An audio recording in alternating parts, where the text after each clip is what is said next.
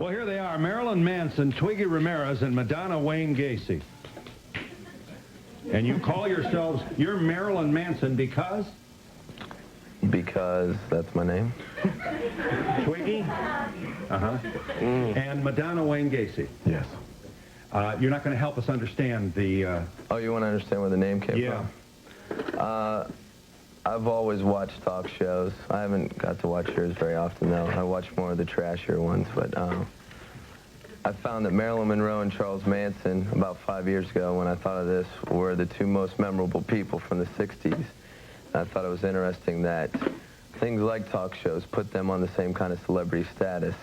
And I thought that dichotomy of positive and negative, putting those two names together, represented what I had to say and what I was about.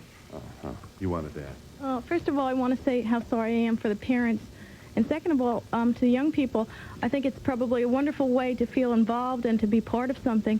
And dancing is a wonderful way to get out your frustration. The only problem I have is the hurting. I'm sure that there's a much better way to get out your energy than hurting other people. You don't go out.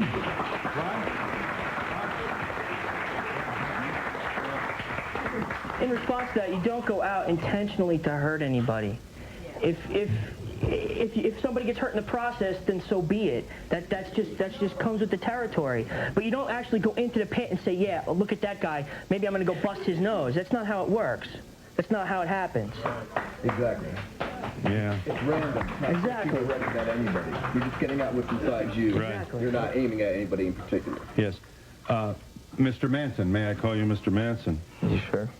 From Seconds magazine, you're quoted as saying, you have to take responsibility. You reap what you sow, and you have to clean up after yourself. I'm sick of people always trying to blame movies, bands, songs, or talk shows for whatever. Teen suicides, drug overdoses, everything else. If someone's stupid enough to kill themselves because of a song, then that's exactly what they deserve.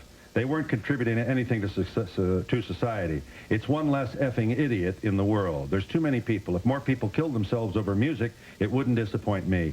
It would disappoint me in that it's sad that people are that stupid. Exactly.